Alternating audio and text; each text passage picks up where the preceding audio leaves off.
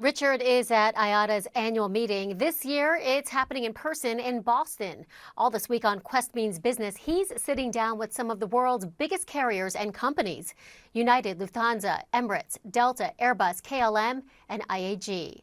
First, the man who represents the world's airlines himself. IATA Director General Willie Walsh says fully vaccinated passengers should be allowed to travel internationally without restrictions. He spoke with Richard just as the UK travel rules become simpler. The traffic lights system has been scrapped and fewer tests are now required. Walsh wants governments to go further. He told Richard the scale of the challenges has been unprecedented. This is the deepest crisis we've ever gone through. You will have heard me say this before. During the global financial crisis, revenues in the industry fell by 16.5%. So that was 2009 versus 2008. 2020 was 56% down on 2019. We've never seen anything like this. So it was inevitable that airlines would go out of business. In fact, the surprising thing for me is that more didn't go out of business. And I think that's testament to the actions that management in various airlines and staff took to survive. But also I think we do have to acknowledge that in some cases government support was provided. And that government support which is being paid back, do you think it was done correctly, the government support? Some didn't take any, like your former, just took British Airways, just took loan guarantees. Others, like Lufthansa, got billions, and the US carriers got grants. Yeah.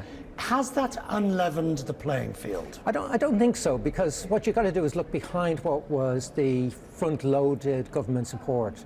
Behind the scenes, there was a lot of support for employee support schemes that kept people employed that otherwise would have lost their jobs, where airlines would have been forced to restructure even deeper, which then, of course, would have led to problems for the airlines trying to recover those important employees and rebuild. So, I think we've got to recognise that this is on a scale unlike anything we've seen. Some governments were really quick to step in and say, we see airlines, they're strategic, and we want to protect them. If you look at where we are now, what do you now need more than anything else? I mean, vaccine mandates in the US, arguably, not yet in the UK, in Europe, certain routes open.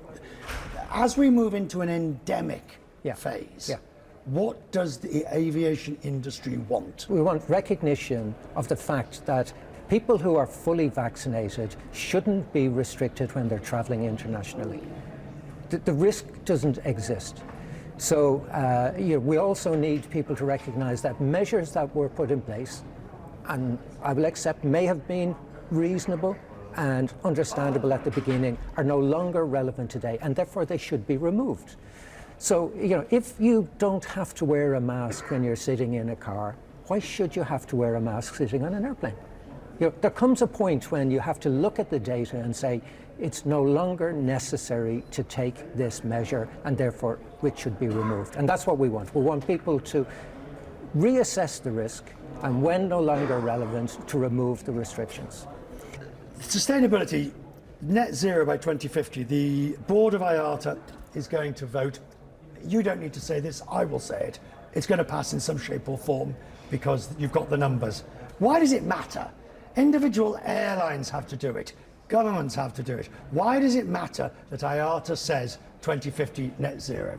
Because we have to be in a position to represent the industry, and to represent the industry has to have a credible position that is aligned to the Paris Agreement, that is aligned to what people expect as a minimum, that you will achieve net zero by 2050. People still believe this is the major polluter, the major problem, and you can faff around with SAFs, and you can do this, that and the other, but you're still flying the same planes and the same airports in the same procedures. What we have to do as airlines is we've got to demand better performance from others.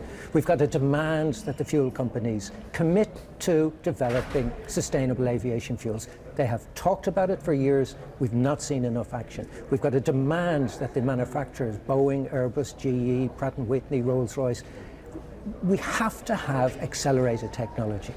And we've got to demand that air traffic control systems sort themselves out. you've demanded from the fuel, you've demanded from the OEMs, you've demanded from the governments. There's a lot of demands here. Yeah. What do the airlines have to do? But we're doing it, and that's the issue. And these others, we call them partners in the industry, have stood back and said, this will be achieved by the airlines. It will only be achieved by the airlines if they're all performing at the highest possible level.